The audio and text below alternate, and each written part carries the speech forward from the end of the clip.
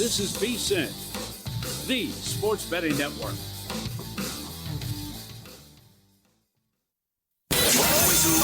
Follow the money. That's what I always say. You always follow the money. Yeah. This is Follow the Money with Mitch Moss and Pauly Howard on VSiN. This hour sponsored by Bettor. Bettor picks a daily fantasy sports app where your sports knowledge turns into real cash fast. Download Bettor or visit bettor.app now. Sign up today. Get free money and no deposit necessary. Get Bettor now. BETR. Bettor app. BETR. Here we go, Pauly. The Butcher. The Butcher. The Meat Man. Steve Wyss joins the program now. 16-6-3. Last 25 picks here on the program. And I don't care. Anytime that somebody comes on here and gives out Kazakhstan over Liechtenstein, guys, lay the two and a quarter goals on the Asian handicap. You wake up early. It's 4-0. That's it. Ball game. Account looks better. And he's back on the program now. Hell of a call, my man. Well, thank you, guys. I got quite a few messages about that result. Thankfully, everything went to plan, and Liechtenstein were as bad as we expected them to be. It's been a good bit of good form recently, so hopefully can keep it up now. You're not going to have anything that obscure on today's program, so we'll begin in the Prim.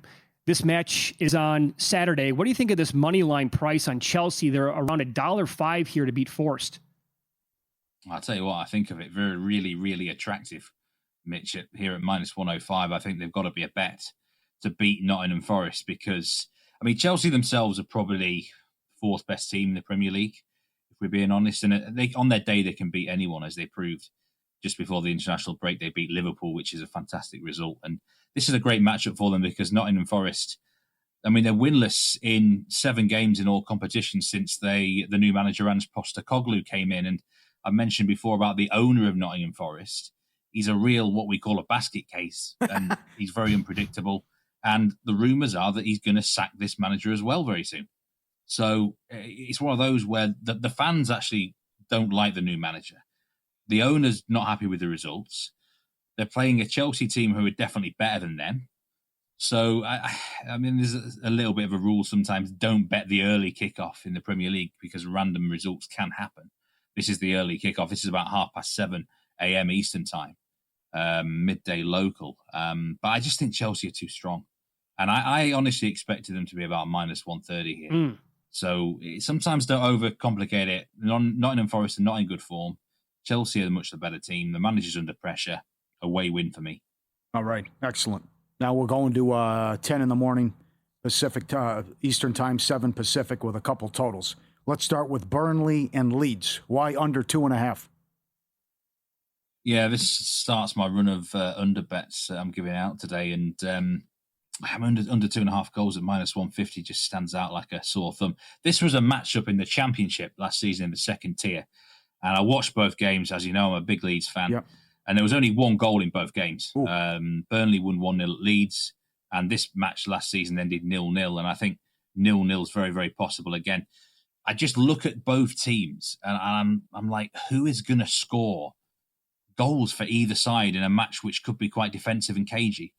I think both teams need to be almost playing better opponents to enable them to have more time and space in behind the defence. Neither team's going to want to lose the game. So under 2.5 goals at -150 just stood out really here. I mean, Leeds have got a striker called Dominic Calvert-Lewin, and he gets a lot of big chances, but he misses a lot of big chances. I don't think any striker in the last 3 years in the Premier League has underachieved his goal tally compared to his expected goals tally than him, which basically means he's just missing too many opportunities. So I'd have no confidence that either team can score from open play. If there's a goal, it probably comes from a corner or a set piece or a free kick. That could happen. And I think whoever did, if there is one goal, it probably will end 1-0. So very likely to be a low-scoring, turgid affair. Burnley versus Leeds, under 2.5 goals at -150. Okay. How about Brighton and Newcastle? Same thing here, also with the break and maybe some cold weather, under 2.5 as well. Yeah, again, under 2.5 goals, -105. Very, very generous odds because Newcastle are only playing one way on the road this season. And it's really, really defensive. You look at the amount of 0-0 draws that Newcastle have had in road fixtures for this season. It's far too many to be a coincidence now. And I think against any decent teams, and Brighton are a decent team, the Newcastle manager, Eddie Howe, is very happy to set up in a defensive, rigid formation and sort of be okay with a draw. But really what he's hoping to do is keep a clean sheet and nick a goal to win 1-0. And Brighton are not a very good team against the teams that are in a low block and defensive. They struggle to break them down. They need more space in behind. So Brighton are often really good against, say, the big teams like your Man Cities and Spurs and Liverpools of this world. But against a defensive outfit at home, I'm not always convinced by Brighton. So they might want to play more attack-minded than Newcastle, but Newcastle are not going to let them. They're going to suck them into this low-scoring shootout. And like I said, the 3 Newcastle away games this season, Aston Villa 0, Newcastle 0, Leeds 0, Newcastle 0, Bournemouth 0, Newcastle 0. Oh. Is this one going to be 0-0 as well? I certainly think under 2.5 goals at -105 is a very good bet. Okay, excellent. The Meat Man's our guest because we win pod on the Progressive Guest Line. Follow the money, Pauly and Mitch Vyss in the Sports Betting Network. Monday, another total, West Ham and Brentford. Yeah, and the reason I'm betting on under 2.5 goals here is the manager factor, because West Ham recently appointed Nuno Espirito Santo as their manager. He's a completely different style to the previous boss. He's defensive, disciplined and well organised. And the first 2 matches in charge, a 1-1 draw at Everton, and they only lost 2-0 at Arsenal away, which is a pretty good result, really. That against a really top side. Fair play to only concede two goals. So he's going to be targeting now during this international break. All these teams have had 2 weeks off. He's going to try and win the match 1-0, basically, not concede a goal against Brentford. And I think it's going to be a not turgid, but quite a tight, cautious battle, quite a tactical battle.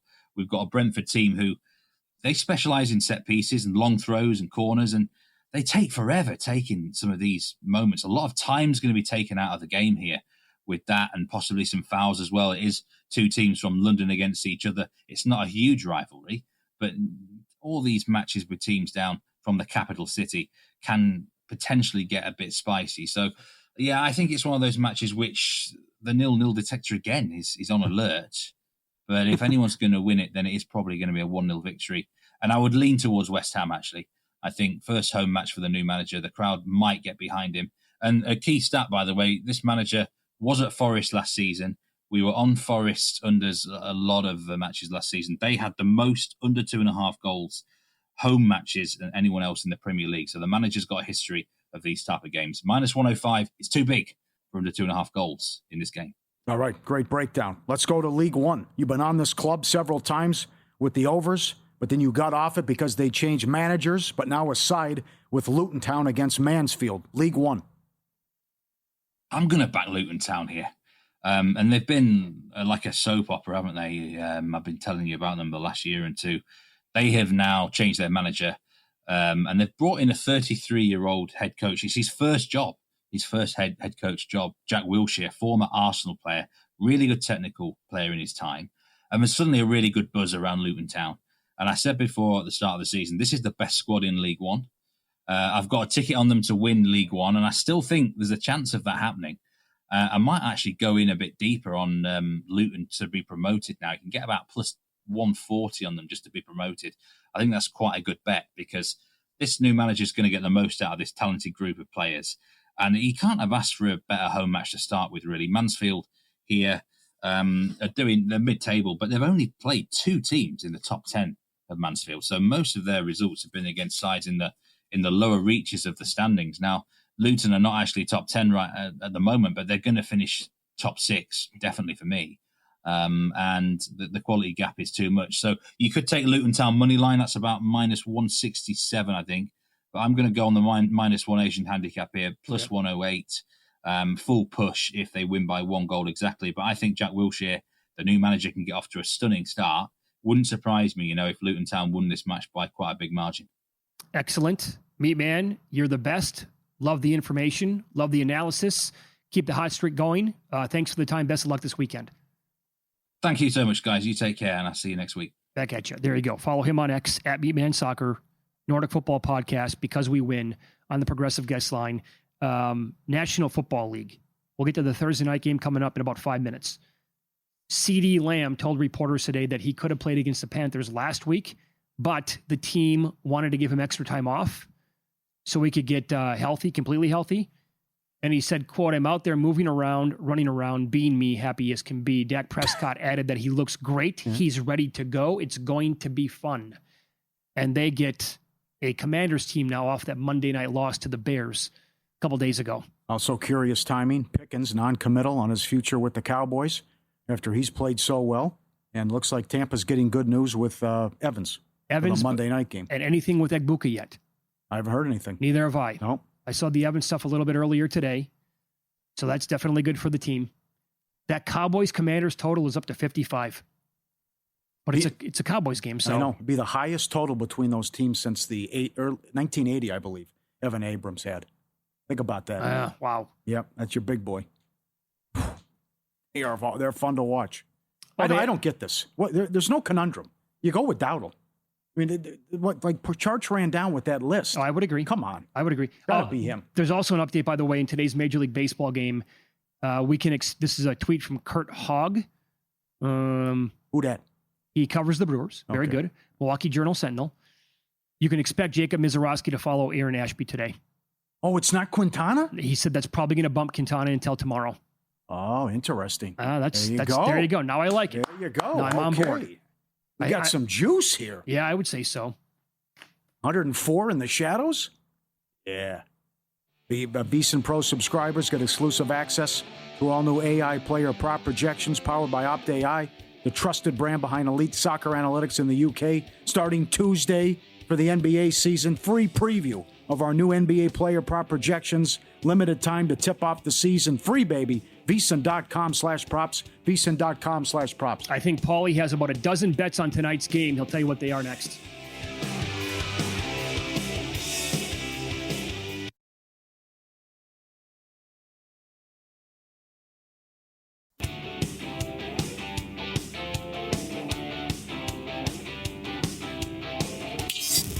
This is Follow the Money on VSiN.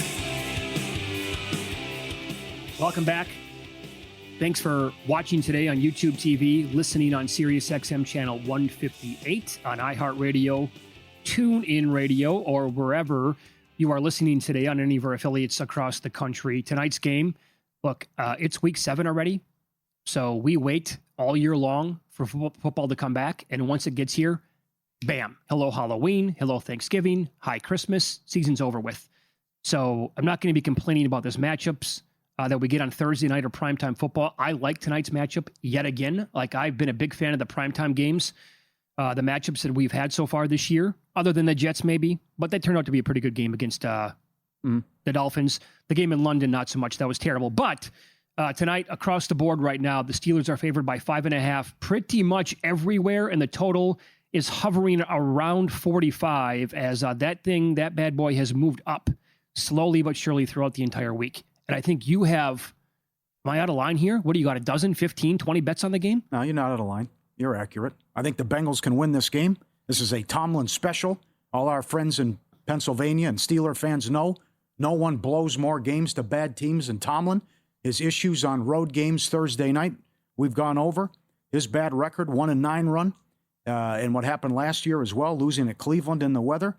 I just think it's season on the line for Cincinnati. And even though it's been bad the last 4 weeks and a bad first 4 halves, getting outscored 79-9, I think now Flacco has a rapport with these wide receivers with another week of practice, and they got going in the second half. That was a 6-point game. And Green Bay needed to score, or I think they were going to get beat. Or at least Flacco had the opportunity to go win the game with a touchdown. Mutual Admiration Society with Higgins and Chase. I played Higgins over 47.5. I played Metcalf over 58.5. I mentioned how he's gone off the last couple of weeks. 8 different Steelers caught a pass in the win against Cleveland last week. Everything's quick, short, get rid of it, timing. Nothing down the field for Pittsburgh. I don't mind Washington props to get at least 25 yards. That went over on the first play of the last game last week. It's a Boswell game. Over 1.5 made field goals. Both teams to make a 33-yard field goal. Boswell over 8.5 points. And then we do a little deep dive here. I played Yoshi Vosh under receiving yards. I think he's going to be in the doghouse after having a poor game last week. You want to get nuts with Tinsley, Mitchell Tinsley. 19-1 anytime touchdown. Still can't find catches or yards on him. But then again, all about Noah Fant as well. Fant over 26.5. 5-1 anytime touchdown. Why not 2? But I just think it's a big game for these tight ends with Fant. Also, I think Washington can do something. I think Flacco goes over as well. Maybe they're in a position where they're playing catch-up, too, because they won't be able to run the ball. I don't think they're going to try to run the ball. So if he can hold up and they can protect him, I think they're going to have success throwing the ball on Pittsburgh. And I think we're going to know a lot more about the Steelers after not only tonight, but the next month, as it's Green Bay, the Colts, and Chargers to follow this game. All right, so we have been high, going back to yesterday, on Noah Fant's receiving props for this game tonight for many, many reasons, right? The Steelers are not great at defending tight ends. We ran that down a little bit earlier. I'll give you some of those numbers here coming up. And we have been betting catches over, receiving yards over when it was 26.5 and anytime touchdown at about plus 450. You might be able to find 5-1 actually right now. Here's what concerns me a little bit. Is that the Bengals, by any measure, and I'm looking at the pass block win rate right now on ESPN.com, they are bottom of the barrel, one of the worst teams with the offensive line in the entire league. Meanwhile, the Steelers' defensive line and their front, they are elite at getting after the quarterback, or should I say the pass block win rate defensively. So is there a scenario here where there is no Gesicki again? Hudson, is he out? No, he's out. He's out. So it's Fant and Drew Sample now, who's like, there you go, the fourth tight end. Is there something here where they're going to have to use those guys as blocking tight ends tonight to make sure Flacco has maybe a little bit more time to pass the ball? That's what scares me a little bit. That's the one reason why, and I already bet all this stuff, but I'm just trying to play devil's advocate here. I know Tomlin's worried. He criticized the Browns for making the trade. He did, yeah. He still thinks Flacco can play. And I just think they're going to have enough plays where he can chuck it up and hit some big plays to Chase and Higgins and get Higgins going. And he's talked about how well it's worked out in practice with Higgins. And Higgins was okay against the Packers. But I think they'll be able to protect him and get the short stuff quick and get it out to Fant and get it out to these guys. And if you want to go with that Sample angle, he is 10-1. Boy, that's surprising. He's 10-1 anytime. 55-1 first touchdown of the game. Yeah, it feels like he should be higher than 10-1 for any time. But the numbers here again on the tight ends, both teams, the Bengals have allowed 37 catches to the position. That's the fourth most, or tied for the fourth most in the entire league. The Steelers have, keep this in mind, they've only played 5 games. They've allowed 32 yards to tight ends. The Bengals 395. That is the 6th highest amount in the entire league. The Steelers are 7th most. 359 yards already allowed to tight ends, and they've only played 5 games. Since he's also allowed 5 touchdowns to the position. And in week 1, Fannin and Njoku went for 10 catches, 100 yards. Hawkinson had 5 for 49 on his score. Laporta, 5 for 92 on his score. Kraft last week, 43 yards, a touchdown. Could have had 2. So again, that tells me that Darnell Washington and Jonnu Smith, as Charch was saying in the first hour. And by the way, if you missed any of the first hour of the show, you can always go back and listen to the Follow the Money podcast. Charchian came on halfway through. Awesome as always. So I think there's an angle for both those guys to really go off tonight. And then when you look at Pittsburgh games, for the Seahawks, Arroyo and Barner combined for a good game. Mm-hmm. Hunter Henry had 8 for 90 and 2 scores for the Patriots. And Fannin last week, 7 catches, 81 yards. And Njoku actually had, I think, 3 for 30 plus before he got dinged up. Yeah. I love Fannin, by the way, against Miami. But also, Caesars is doing a great job with these props, baseball playoffs, and these primetime games in the NFL, over 200 props on game specials and player specials. I bet DK Metcalf to have 5 yards in every quarter, 4-1. Rodgers and Flacco to have 30 yards passing in each quarter is plus 475. And I think we can get a shootout here. I really do. And a touchdown, because I love these kickers, both of them. But touchdown, field goal, both teams each half is 14-1. Didn't get there Monday night. I thought it'd be high scoring. Game died after a hot start. So they have that. And this is, you said it, BetMGM. And they also introduced this at Caesars and Will Hill. Close call, cash back, first touchdown score. Let's use DK Metcalf.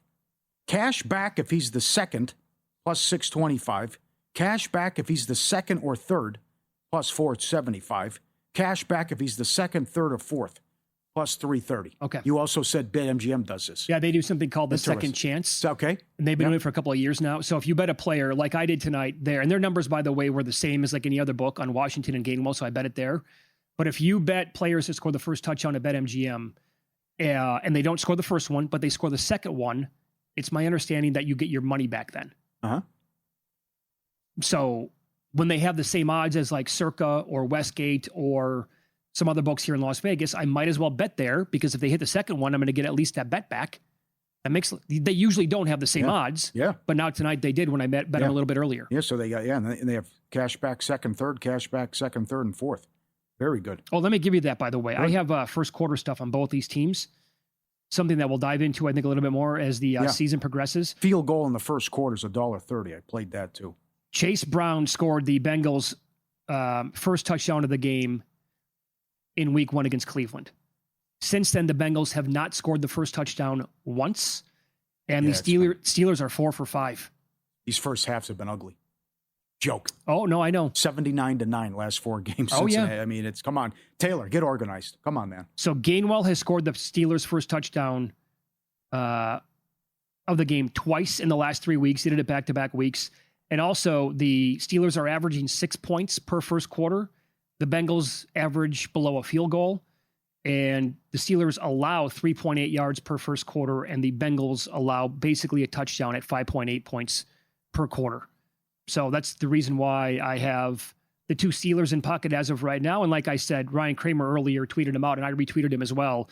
He's been great with the Sports Gambling Podcast with the first touchdowns. He has Sample as one of them. I'll probably add his 2 Bengals players, what I'm going to do. Yeah, and Yoshivash. Yeah, I know. That one would sting. That would sting the bag if that happens. The guru likes Jonnu Smith over. Well, Charge made a case for both guys. That I know. Tight ends have eaten every game so far. And the guru's on DK Metcalf over as well. And, the guru also loves Fant. Think you know sports? It's time to get paid for it. Bettor Picks, the daily fantasy app where your sports knowledge turns into real cash fast. Download the Bettor app, pick more or less on your favorite player's stats, and if your pick hits, you win.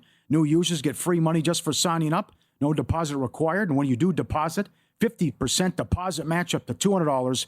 NBA Tuesday, MLB playoffs, soccer this weekend, UFC, golf, and more. Head to bettor.app. Download Bettor in the app or Google Play Store. Promo code VSiN for your free money deposit bonus today. Bettor.app, BETR. Professional sports bettor Brad Powers on the show coming up next. Louisville is a solid football team, and they head to Miami tomorrow night. Is the dog worth a look catching all these points? We'll ask him about that and all the other marquee games next.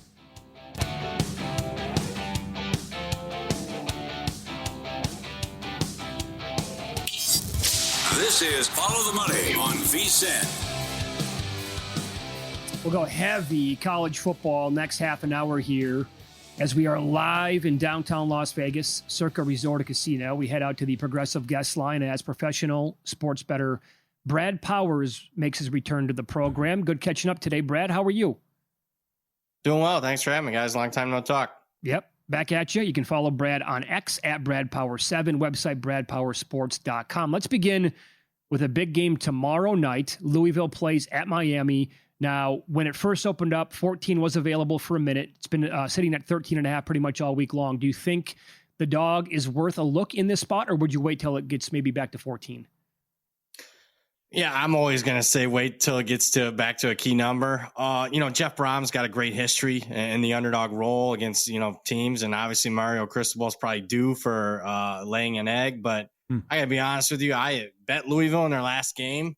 Wasn't overly impressed. I know, they outstatted Virginia in that game. Virginia had a couple of defensive scores, but I haven't been overly impressed with Louisville most of the season. I mean, the JMU game wasn't that impressive. They didn't cover against BG.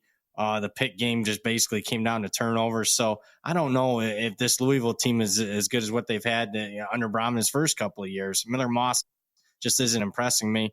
And we'll see Miami. It's up to Miami, whether or not they want to get margin. They had margin against Florida State, let up the gas pedal a little bit. Hell, go back to the opener when they're up 21-7 against Notre Dame and almost blew that game. So Cristobal is not my favorite coach to back as a double-digit favorite. So if it gets to 14 sometime tomorrow, I'll have a pizza bet on Louisville. Very good schedule Friday. Was this you? Here at Circa, Nebraska opened 4, got to 9, now 7. Well, it's not me because unfortunately I'm not there in the great state of Nevada. So that wasn't me. I was surprised it got out to 9.5. I took some Minnesota then, and we've seen some buyback. It's pretty much what we've seen in the market in a lot of games every single week this year. There's a bunch of groups playing numbers. 7 seems fair. I would actually still lean Minnesota, believe it or not, in this one. I'm not overly impressed with Nebraska. The Michigan loss is not aging well, in my opinion. It came down to defensive turnovers and special teams against Michigan State. And last week they had to rally against Maryland, and I'm not a big fan of Maryland. So and then you got the Matt Rule stuff. He's talking, it has to bring up the Penn State situation. I just maybe that's a distraction. Maybe it isn't. I'll take Minnesota here plus 7.5. All right. How about the late game on Friday night? North Carolina and all their problems heading out west to take on Cal. Look, I mean, before the Duke game, I would have said, give me Cal for everything, but they got absolutely blown apart in the second half at home to Duke. And now this number is here at circa 10, but a bunch of spots are as low as 8.5. Yeah. 8.5, I would be okay with laying it with Cal. I wasn't running to the window to lay 10, but we've seen enough of action on North Carolina. North Carolina is a very tough team to power rate. They looked somewhat functional against lesser teams, but I mean, against Power 4 competition, last I checked, Cal's one of them. I mean, they've been super non-competitive. The thing with Cal is they've been up and down depending on their true freshman quarterback, which is kind of what you'd expect. Belichick against a freshman quarterback, maybe he can, scheme something up coming off the bye, but I'm gonna keep this simple. From what I've seen so far, Cal minus 8.5 is worthy of a bet for me. All right. You had a great tweet. It's the first time since 1948 Vandy's been favored against LSU. And I think you're on the total here. What do you think? I do lean under. I mean, how could you not watching any LSU game so far this year? The only game that's went over is the game against an FCS opponent, but their offense has been miserable. They can't run the football with consistency. Nussmeier's been, a turnover waiting to happen. They had a couple of goal line turnovers last week. Defense is legit, though. A legit top 10 defense in the country. I think they match up all right with Vanderbilt. You look at last year's game was 24-17 final. So under for me. If it gets to 3, I really like LSU, believe it or not. I mean, I like this Vanderbilt team quite a bit. But, man, it's different being, chip on your shoulder in the underdog role than it is being a first-time favorite in any SEC game in 52 games. So a 3 appears, and I think it will appear on LSU. I'm in big on the Tigers. All right. How about another team that's been dynamite to the under so far this year? It's Oklahoma, 6-0 to the under, only undefeated team to the under full year, along with James Madison, and their games are staying under by 11 points per game. Another low-scoring game last week against Texas. Now they're 5.5, low 40s here at South Carolina, and I know that you were down in the Gamecocks before the season started. Yeah, big time down on the Gamecocks. Not much has changed there with the exception of this matchup because I'm more down on Oklahoma's offense with John Mateer completely compromised.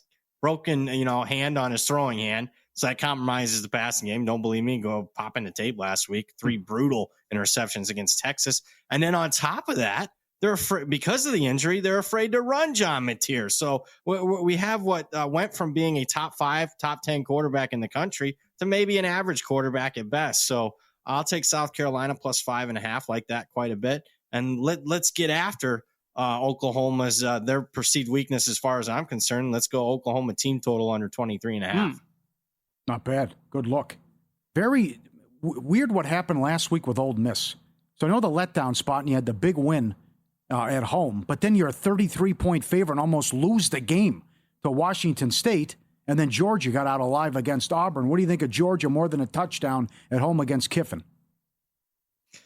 Yeah, well, first off, I mean, hindsight's always 2020. We probably missed opportunity Washington State last week. I didn't bet the game side or total, but typical Lane Kiffin, in my opinion, not a serious coach. That's why he'll never win the national championship. He just performance like that. I mean, it would have been one of the biggest upsets in college football history. Yep. 33-point underdog. As far as this game goes, obviously, I'm not big on revenge and all that, but I mean, in this case, when Ole Miss beat Georgia 28-10 last year, Kirby's arguably one of his worst losses in his tenure there at Georgia. I think you'll get an A effort and then some out of Georgia. Will be enough to cover the spread. I'm not willing to jump in at the current. When it was under a touchdown, I did bet Georgia. What I can bet at current is the under. I just think there's a big misperception about Lane Kiffin. You think offense, you think overs, high scoring. not reality. Last 27 games, the under is 18-9. So under for me, under 54.5. All right, very good. Follow the money here on VSiN, the Sports Betting Network. Our guest, professional sports bettor Brad Powers. He's on the progressive guest line. A little bit of money, the way it appears on Wisconsin actually this week, which I cannot believe. I mean, I can't believe Fickle also still has a job. How are they scoring points against Ohio State? Oof, I wouldn't bet on them scoring more than 7, but I mean, I'd like to see a prop up for a shutout. If I can get a decent price on that, I wouldn't mind it. There's not much to say on Wisconsin. I mean, you're more familiar with it than I am. I mean, made a very bad coordinator hire. Kudos for him for putting together the staff at Cincinnati that he assembled, but it's obvious the staff is what propped up Luke Fickell at Cincinnati. The Marcus Freemans, the Mike Denbrocks, and others of the world should be fired. Probably, the question is, whenever you got a big favorite, you got motivation for margin. Is Ohio State going to go out and want to embarrass Wisconsin? Probably not. And this Ohio State offense leaves a lot to be desired. I know they put up some points last week, but they had 3 short touchdown drives off of turnovers against Illinois. If they get that against Wisconsin, yeah, sure, they can easily cover this, but I didn't get to the window side or total here. I could only look towards Ohio State, though. Yeah, look at this, by the way. The Wisconsin first half team total is 3.5, under -172 at FanDuel, and the game team total is 7.5. Yeah. I can't watch I would him bet Brad. under 7.5 team total. No, Yep. it's disgusting. Yep. How about A&M at Arkansas? Boy, the line tells you that Arkansas sneaky here. They were certainly sneaky last week against Tennessee, despite, like it's been the case all year, turnovers. They were able to easily cover that game. I'm not, you get that 1 game interim bump. Maybe the crowd's excited for a little bit. I am liking what I'm seeing from Texas A&M. I mean, that second, I went against A&M last week. I mean, after they were down 14-7 to Florida, they dominated that game. So I thought that was as impressive as performances they've had all year. And they really crushed Mississippi State in the second half. So I think if you attack Arkansas, maybe first half makes more sense. But as the game ease into it, I'm more on the Texas A&M side here, laying the points. All right. Who's the next coach at Penn State? It's a good question. Matt Rule, I think, deserves to be the favorite. He's not the guy I would hire. Keep an eye on like Drinkwitz from Missouri. That would be a sneaky hire. They got to hit a home run. They got to make a big splash. I don't know if there's a lot of candidates out there that are going to be, rubber stamp. I don't like James Franklin, but, rubber stamp. Yep. This guy's going to be definitely better than James Franklin, going to get Penn State to the mountaintop. I don't know how many candidates are out there. I would go young. I'd stay on the East Coast, not going to move the needle too much, but I like Bob Chesney at James Madison. Okay. Because Signetti today re-signed like an hour and a half ago with Indiana. I think they're going to pay him more than $11 million per year from what I saw. $11.6 million. I think a $93 million contract. Keep in mind, he's 64 and it runs through 2033. No, I didn't see the total that it was 93 million. Well, the guy, I mean, think about this. In your lifetime, that ranks top 3 coaching job probably ever? Yep, it does. Yeah. As far as, first season and a half. Yeah, yes. Right, exactly. Think sports, start getting paid for it. Bettor Picks, a daily fantasy sports app. Sign up today, get free money, no deposit needed. When you do deposit, 50% deposit match up to $200. Download it now in the App or Google Play Store. Bettor.app, promo code VSiN, BETR, Bettor.app. Money on Arizona State as quarterback Sam Leavitt has been practicing this week. Does Brad agree with the big line move? Wreck 'em.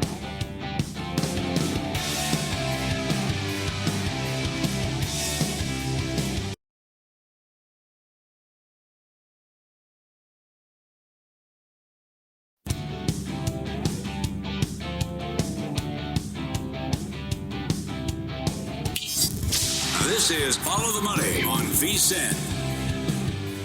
We continue talking college football here with professional sports bettor Brad Powers on X at BradPower7, website BradPowersports.com. He's on the progressive guest line. So Texas Tech, the first number that I saw on this game playing at Arizona State was 11, now down to 7.5. Reports about Sam Leavitt playing this weekend now for the Sun Devils here. Are you buying that he's going to play? The market here is kind of telling that they might think that he is. And by the way, do you have any futures on Texas Tech? Yeah, I am buying that he's going to play, but I do think he's going to be compromised. Keep in mind his best attribute is him running around. He might be running around because Texas Tech's defensive line is going to get after him. I am part of the Arizona State money because I did think there was a greater than 50% chance of him playing. Just because I made a bet when it was 10.5, 11 doesn't mean I'm super confident about it. That's how impressive Texas Tech's been.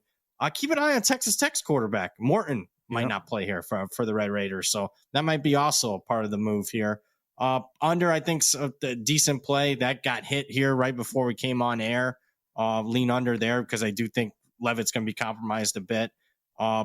Texas Tech futures, I made them in January because at that point you already knew they had the number one transfer portal class through the first portal. I think 12-1 is what I got to win the Big 12. So we're just sitting with that, but a little over their win total. So I wish they would all could be that easy, guys. A lot of the bets on paper look that easy and they don't cash, but this one looks to be in good shape. Yeah, they get this one. Oh, man, that'd be awesome. Another possible injury. This was supposed to be a huge game, and now anything but. SMU at Clemson with a line move. Yeah, rematch of last year's ACC championship game. I think Klubnik in my ratings is worth about 5 points. So it was trading about 9.5, 10. Now it's down to 5. I think that's a fair enough. Now, if it continues to move down, I would actually be more interested in betting Clemson without Klubnik. Vizina's the kid. He looked horrible last week, but I've seen him enough in spring games and practices to think that he'll be okay. And it's more of a fade against an SMU team that got their first cover of the season last week, first time. And it was a misleading final. They got a 96-yard pick six against Stanford, and they stopped Stanford on downs at the 1-yard line. So it shouldn't have been a cover. So there's not one game where I've been impressed with SMU this year. So this is a sneaky one where I'll probably fade the injury news and end up with a Clemson ticket. Yep, very disappointed in SMU so far. A horrible defense as well. It's been 20 years since Tennessee won at Tuscaloosa. You had a great tweet on that and going back with the glory days on CBS. What do you think of Bama at home to Tennessee? Yeah, it's going to be 22 years because they're not winning this year, in my opinion. I haven't been really, when you look at Tennessee's last couple of performances, I think everybody remembers the Georgia game that they should have won, but I look more towards the Mississippi State game, a game they could have easily lost and they end up pulling out in overtime. I look at last week against Arkansas, only winning by 3. Something doesn't look right with them. Maybe we get their A effort. They're going to need it to compete with this Alabama team. The reason I haven't gotten to the window yet, even though my power ratings say this line should be 10, is I'm a little bit worried about Alabama. It's been a tough stretch. I mean, this is their 4th straight ranked opponent for them, and they are losing players. Jam Miller, their running back's banged up a little bit, and he means a lot to them. So lean on Alabama for me. They continue to pile up the impressive victories. Okay, you're a big Notre Dame guy. They have to have this game, right, to make the playoffs against USC. Opened up 7.5. Currently speaking, they are 9.5. What do you make of the number? I don't think it's done moving if you paid attention to the Notre Dame market the last couple of weeks. They take money late in the week. So if you're looking to bet SC, I'd wait. I mean, you're not losing anything with 9. I mean, Cue that up and then watch the game fall 9. But I would wait because against Boise State, against NC State, a lot of money came in on Notre Dame on Friday and even continued on Saturday. And I don't think Notre Dame played that well the last couple of weeks. And they got to those numbers. Despite the fact they had 5 different red zone trips come up empty. So they've been super impressive, particularly on defense. They are banged up, Notre Dame.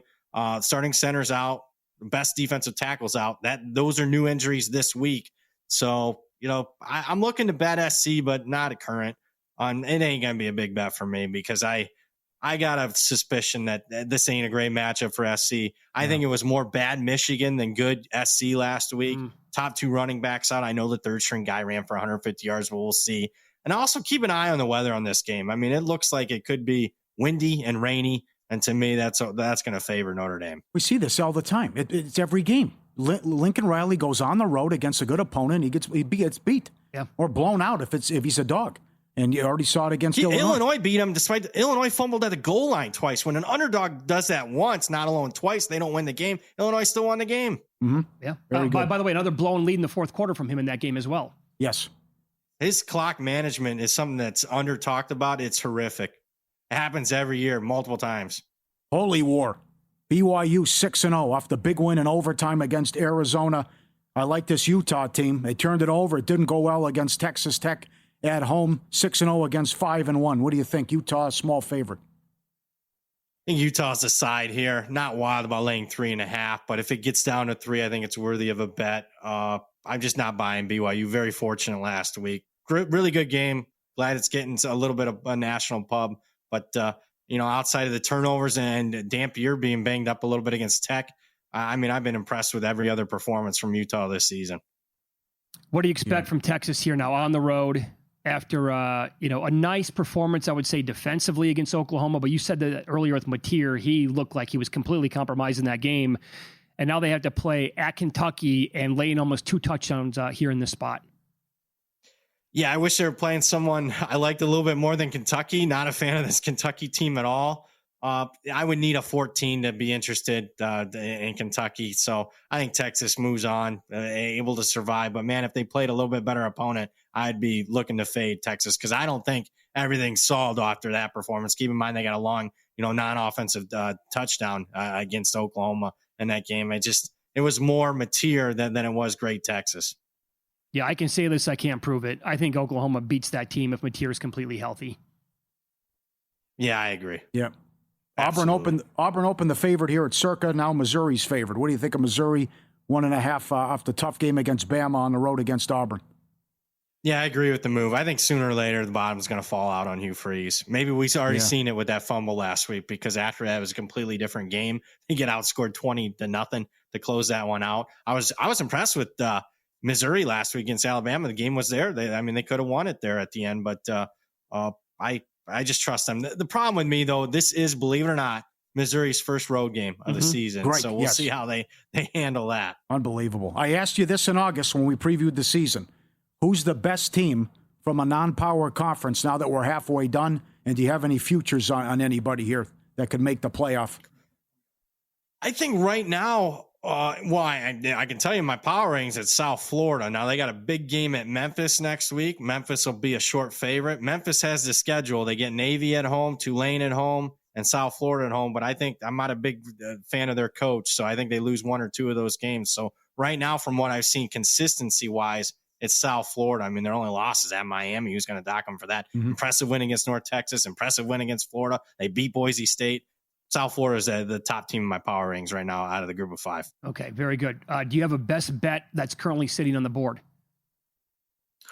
On the board right now, this is a sneaky one. I haven't given this out to anybody. I like UL Monroe +6 against Troy. Troy's off back-to-back outright upset wins in overtime. Now they're laying a touchdown on the road against the UL Monroe team that the market loved last week, bet them to a road favorite. They lose, and now it feels like the market's throwing them in the trash. You got the better team in yards per play margin, the better rushing team. I love running dogs. Let's go UL Monroe +6. Very good. Gonna bet that right now, actually. Thank you, my friend. We'll catch up with you soon. Good luck. Appreciate it.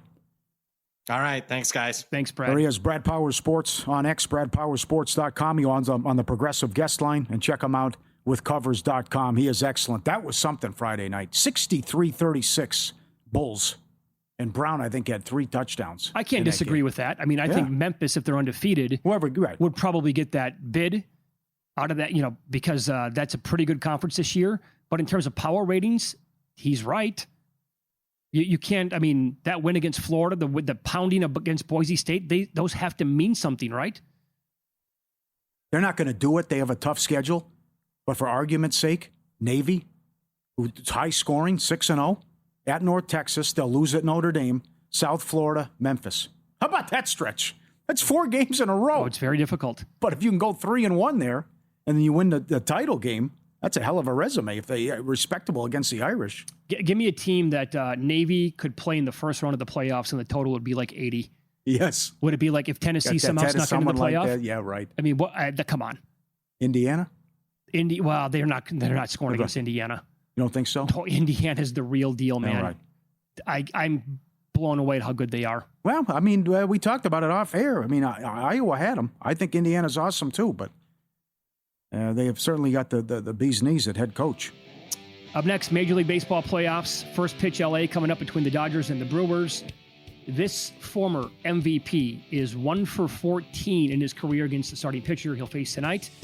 Find out which player it is next here on VSiN.